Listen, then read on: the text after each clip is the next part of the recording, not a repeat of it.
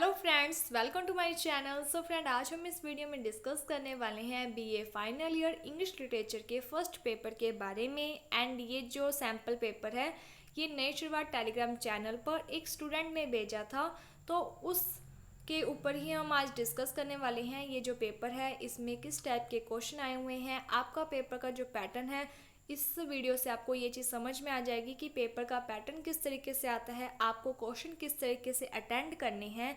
अगर कोई नया क्वेश्चन आ भी जाता है तो आपको देखकर घबराना नहीं है। आपका मेन मोटिव ये है कि आपको जितने क्वेश्चन करने हैं वो आपको आते हैं या फिर नहीं। चाहे कोई भी नई पोइम आ रही है नहीं आ रही है, इस बात को लेकर आपको टेंशन नहीं लेनी है, क्योंकि सेक्शन बी और सेक्शन सी में आपको तारा प्ले से रिलेटेड क्वेश्चन देखने को मिलेंगे। इसीलिए आप तारा प्ले को अच्छे तरीके से तैयार कर लो। ठीक है, सो स्टार्ट करते हैं। सेक्शन ए में टोटल 10 क्वेश्चन आएंगे। आपको 7 क्वेश्चन करने हैं, हर एक क्वेश्चन 2 मार्क्स का होगा।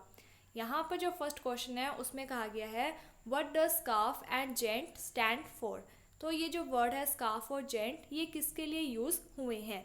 तो ये जो क्वेश्चन है ये आपकी फर्स्ट पोइम अवर कजरना ट्री में से आया है। इसमें जो जेंट वर्ड है ये कजरना ट्री के लिए आया है कि जो कजरना ट्री है वो बहुत ज़्यादा विशाल है। और स्कार्फ वर्ड आया है क्योंकि कजरना ट्री है उसके ऊपर क्या है कि बहुत सारी जो ब्रांचेस हैं उन ब्रांचेस पर फ्लावर्स लगे हुए हैं रेड कलर के, जिससे ऐसा लगता है कि जो कजरना ट्री है उसने एक स्कार्फ पहना हुआ है। ठीक है, अगला जो क्वेश्चन है वो है what make the speaker in the poem angry the day the first rain year after year. तो ये जो क्वेश्चन है ये आपकी सेकंड पोइम इकोलॉजी में से आया है, जिसमें ये पूछा गया है कि जो स्पीकर है उसे गुस्सा क्यों आता था जब भी फर्स्ट रेन होती थी। क्योंकि फर्स्ट रेन जब होती थी तो स्पीकर के घर के बाहर एक गार्डन था जहाँ पर 3 रेड चंपक ट्रीज लगे थे। और फर्स्ट रेन से क्या है कि उन जो ट्रीज पर कुछ फ्लावर्स खिलते थे जिनकी जो स्मेल है उससे पोइट की जो मदर है, जो स्पीकर की मदर है, उसे एलर्जी थी, माइग्रेन की प्रॉब्लम होती थी। तो इस बार वापस क्या है कि जो स्पीकर की मदर है उन्हें माइग्रेन की प्रॉब्लम हो गई थी, इसीलिए जो स्पीकर है वो गुस्से में घर पर आ रहा था, क्योंकि उसे गुस्सा था कि वो इन पेड़ को काट देना चाहता था, इन ट्रीज को काटना चाहता था, लेकिन उनकी जो मदर होती है वो उन्हें ट्रीज को काटने के लिए अलाउ नहीं करती है। अगला जो क्वेश्चन है उसमें ये कहा गया है how does the poet describe Jhelum in postcard from Kashmir and explain the line Kashmir shrink into my mailbox. तो इसमें बताया गया है कि ये जो पोइम है पोस्ट कार्ड फ्रॉम कश्मीर, इसमें झेलम रिवर के बारे में बात हुई है, उसके बारे में बताना है। तो यहाँ पर जो पोइट है वो कहते हैं कि जो झेलम रिवर है उसका पानी, उसका जो वाटर था वो एक टाइम पर बहुत ज़्यादा प्योर था, लेकिन बहुत सारे वहाँ पर वार वगैरह हुए, युद्ध हुए, जिसके कारण उसका जो पानी है वो गंदा हो गया था। इसके बाद Kashmir shrink into my mailbox, इस लाइन को एक्सप्लेन करना है। तो इसमें आप बताओगे कि जो पोइट है उन्होंने यूएसए में अपने मेल बॉक्स में एक पोस्ट कार्ड रिसीव किया था, और वो जो पोस्ट कार्ड है वो कश्मीर से आया था, और उस पोस्ट कार्ड पर क्या है कि हिमालय की पिक्चर बनी हुई थी। इसीलिए पोइट को ये लगता है कि जो उसका मेल बॉक्स है वहाँ पर कश्मीर ही आ गया है, जबकि वहाँ पर कश्मीर से एक पोस्ट कार्ड आया था। अगला जो क्वेश्चन है वो है what is the central theme of the poem Hiroshima. बहुत सारे इन बातों को लेकर डाउट है कि ये जो पोइम है ये अब जुड़ी है या फिर नहीं सिलेबस में। तो प्रीवियस ईयर के अगर आप पेपर देखते हो तो उसमें ये जो पोइम्स हैं ये नहीं हैं, एंड इसके साथ ही अगर आप 1 वीक देखते हो तो वहाँ पर भी इन पोइम्स को मेंशन नहीं किया गया है। अगर बाई चांस आ भी जाती है तो भी आपके पास ऑप्शन चॉइसेस हैं, अगर आप नहीं भी करोगे तो भी आपका काम सर जाएगा। ठीक है, चल जाएगा। तो यहाँ पर वैसे हिरोशिमा में क्या है कि इस पोइम में हिरोशिमा और नागासाकी पर जो अटैक हुआ था उसके बारे में बताया गया है। एंड अगला जो क्वेश्चन है उसमें पूछा गया है what does the poet want to unlearn and relearn. ये जो क्वेश्चन है ये आपका once upon a time poem में से आया है, एंड इसमें जो पोइट है वो कहता है कि मैं वापस रीलर्न क्या करना चाहता हूँ कि वैसी ही स्माइल जो मैं बचपन में किया करता था, जो कि सेल्फ लेस थी। ठीक है, सेल्फिशनेस लेस थी, मीन्स कि स्वार्थ नहीं था, बस जैसे ही दिल खुश हुआ मैं हंस देता था। अनलर्न क्या करना है कि जो चीज़ मैंने सीखी हुई है उसे मैं भुलाना चाहता हूँ, क्या कि वो बिहेवियर जो मैंने अब सोसाइटी से सीखा है, कौन सा बिहेवियर जो कि दिखावे का होता है। अगर मैं खुश नहीं भी हूँ तो भी मैं दिखावा कर रहा हूँ खुश होने का, तो मैं ऐसा जो बिहेवियर है दिखावेपन का, बनावटी बिहेवियर है, उसे अनलर्न करना चाहता हूँ। अगला जो क्वेश्चन है उसमें एक आ गया है, what are the fear of the mother in the poem women to man. क्या फियर है मदर का, तो एक बेबी को जन्म देना एक प्रकार का फियर था इस पोइम में। इसके बाद जो अगला क्वेश्चन है वो अगर आप नहीं भी करना चाहते हो तो कोई बात नहीं, बट इसमें क्या कहा गया कि व्हाट इज़ द थीम और message of the poem women's in Dutch painting. तो इस पोइम में क्या होता है कि जो डच की पेंटिंग्स है उसमें क्या है कि वुमेन्स की पेंटिंग्स बनाई गई है, जिसमें जो वुमेन है वो अपनी आम जिंदगी, उनके जो भी वर्क होते हैं डेली लाइफ में, उसके बारे में बताया गया है। अगला जो क्वेश्चन है वो है, what type of injustice has been shown in Mahesh Dattani's play तारा।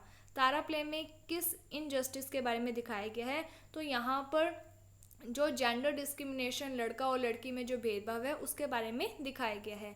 क्योंकि जो तारा और उसका एक ब्रदर होता है चंदन, ये दोनों क्या है कि टू कंजॉइंट बेबी, यानी कि आपस में जुड़े हुए थे। इनकी क्या है कि टोटल 3 लेग थी, मीन्स कि जो एक लेग थी वो इन दोनों की कॉमन थी, और वो जो लेग है वो बॉय को दे दी जाती है ऑपरेशन के थ्रू, और जो तारा है उसे नकली लेग लगवा दी जाती है। इसके बाद अगला जो क्वेश्चन है, explain the meaning of the word renaissance. इसका क्या मीनिंग होता है, तो ये एक पीरियड है जिसमें क्या था कि जो पोइट्री का एक जो टाइम पीरियड था उसमें चेंजेस आए थे, ठीक है, यानी कि मॉडर्निटी की तरफ, यानी कि जो पोइट्रीज वगैरह हैं, पोइम्स वगैरह हैं, वो लिखी जानी शुरू की गई थी। इसके बाद अगला जो है, explain the term symbolism and allegory. तो एलिग्री और सिंबलिज्म क्या होते हैं। सिंबल क्या है कि एक वर्ड या एक ऑब्जेक्ट होता है जो कि किसी दूसरी चीज़ को रिप्रेजेंट करता है। जैसे कि जो फ्लैग है वो अपने आप में एक झंडा है, लेकिन इसके साथ ही हर एक नेशन का अपना अपना फ्लैग होता है जो कि उस नेशन को भी क्या है रिप्रेजेंट करता है। एलिग्री क्या होती है, तो एलिग्री में क्या होता है कि एक स्टोरी हो सकती है जिसमें क्या है कि जो वो चीज़ बताई जा रही है उससे डिफरेंट एक और मीनिंग होता है, और जो सिंबलिज्म एलिग्री है जो वो एक दूसरे से क्या डिफरेंट होते हैं, लेकिन पढ़ते टाइम ऐसे लगता है कि कहीं ये सेम ही है, लेकिन ऐसा नहीं होता है। इसके बाद यहाँ पर क्या है कि स्टैंजा आई हुई हैं, इसी तरीके की स्टैंजा आएंगी, तो आपको अब यहाँ पर डरना नहीं है। आपको क्या है कि 3 में से एक स्टैंजा करनी है, और एक स्टैंजा तो आप अच्छे से देख ही लोगे, ठीक है, तो इस बात को लेकर आपको नर्वस नहीं होना है।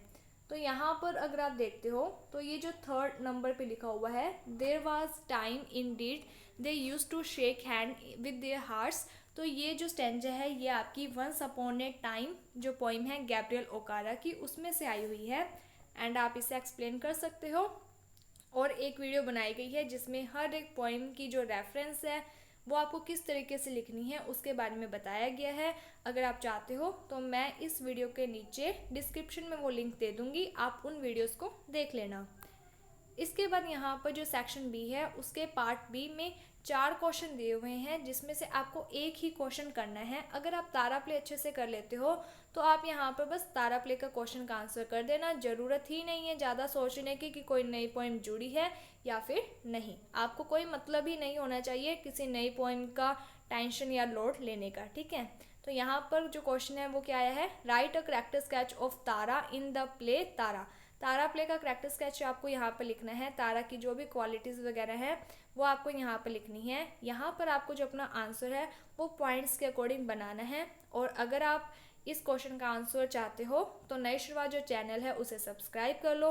वहाँ पर BA final year English literature poem के नाम से एक प्लेलिस्ट बनाई गई है, वो सबसे लास्ट में है प्लेलिस्ट, आप उसे देख लेना। वहाँ पर आपको तारा प्ले का जो क्वेश्चन है वो मिल जाएगा। इसके अलावा यहाँ पे जो सेक्शन सी है इसमें भी 4 क्वेश्चन आएंगे, जिसमें से आपको एक ही क्वेश्चन करना है, और एक क्वेश्चन आपको तारा प्ले में से देखने को मिल ही जाएगा। तो आपको कोई टेंशन नहीं होनी चाहिए कि क्वेश्चन लिटरेरी हिस्ट्री में से आ रहा है या पोइम में से आ रहा है, कौन सी पोइम में से आ रहा है, आपने कोई वो पोइम पढ़ी है या फिर नहीं। आपको कुछ भी नहीं सोचना है, आपको बस तारा प्ले का जो क्वेश्चन है उसका आंसर कर आना है। और क्वेश्चन क्या आया है, examine the theme of identity in Mahesh Dattani play Tara. अगर क्वेश्चन थीम या फिर टाइटल से रिलेटेड आता है तब आपको क्या करना है, अगर थीम आ रही है तो आपको ये बताना है कि तारा प्ले की थीम क्या है। जेंडर डिस्क्रिमिनेशन यानी कि बॉय और गर्ल में भेदभाव किया गया है, और उसके बाद आपको पूरी तारा प्ले की समरी लिख देनी है। और ये जो तारा प्ले की समरी है ये आपको चैनल पर करवाई गई है, तो आप वो वीडियो देख लेना। अगर यहाँ पर टाइटल से भी रिलेटेड क्वेश्चन आ जाता तभी भी आपको क्या करना है कि आपको पहली लाइन लिखनी है कि इस प्ले का जो टाइटल तारा वो एप्ट एंड एप्रोप्रिएटेड है, the whole story revolve around the main character Tara. ठीक है, उसके बाद आपको पूरी समरी वहाँ पर लिख देनी है। तो इस तरीके से पेपर आप अच्छे तरीके से अटेंड कर सकते हो, किसी भी प्रकार की आपको चिंता करने की कोई भी ज़रूरत नहीं है। होपफुली आपके लिए ये जो वीडियो है वो थोड़ी ही सही हेल्पफुल ज़रूर रही होगी। So thank you friends for watching my video. Thank you.